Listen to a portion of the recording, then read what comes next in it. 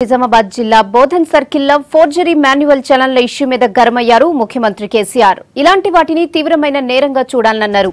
ముందు ఇలాంటివి జరగకుండా చూడాలని అధికారులకు చెప్పారు. దీనిపై ఎలాంటి చర్యలు తీసుకున్నారని అధికారులను ప్రశ్నించారు. దర్యాప్తు చేసి దోషులను కఠినంగా శిక్షించాలన్నారు.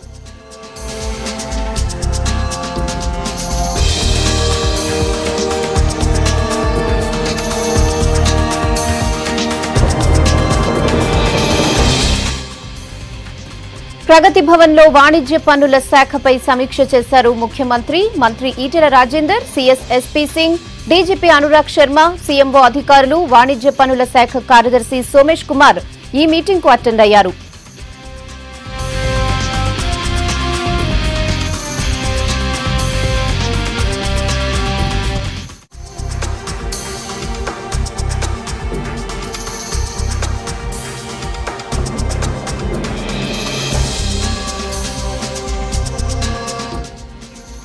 వాణిజ్య పన్నులు, రిజిస్ట్రేషన్ స్టాంపుల శాఖలో కొంతమంది అధికారులు చాలా కాలం నుంచి హైదరాబాద్, రంగారెడ్డి జిల్లాల్లోనే పనిచేస్తున్నారని, అలాంటి వాళ్లని గుర్తించి వెంటనే ట్రాన్స్ఫర్స్ చేయాలని కార్యదర్శి సోమేష్ కుమార్ ను ఆదేశించారు సీఎం.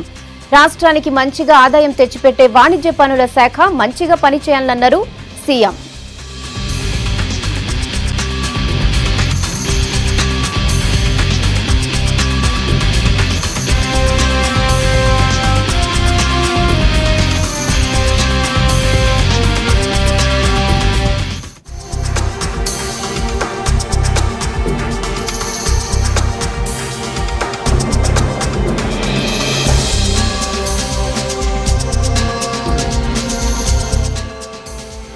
నిజామాబాద్ జిల్లా బోధన్ సర్కిల్లో ఫోర్జరీ మాన్యువల్ చలాన్ల ఇష్యూ మీద గరమయ్యారు ముఖ్యమంత్రి కేసీఆర్.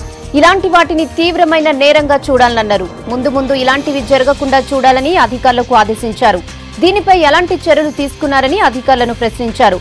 దర్యాప్తు చేసి దోషులను కఠినంగా శిక్షించాలన్నారు. ప్రగతి భవన్ లో వాణిజ్య పన్నుల శాఖపై సమీక్ష చేశారు ముఖ్యమంత్రి. మంత్రి Etela Rajender, CS SP Singh, DGP Anurag Sharma, CMO అధికారులు, వాణిజ్య పన్నుల శాఖ కార్యదర్శి సోమేష్ కుమార్ ఈ మీటింగ్ కు అటెండ్ అయ్యారు.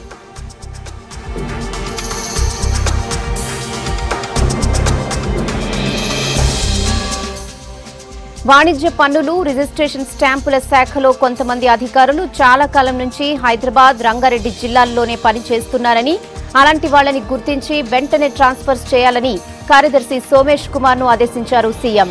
రాష్ట్రానికి మంచిగా ఆదాయం తెచ్చిపెట్టే వాణిజ్య పన్నుల శాఖ మంచిగా పనిచేయాలన్నారు సీఎం.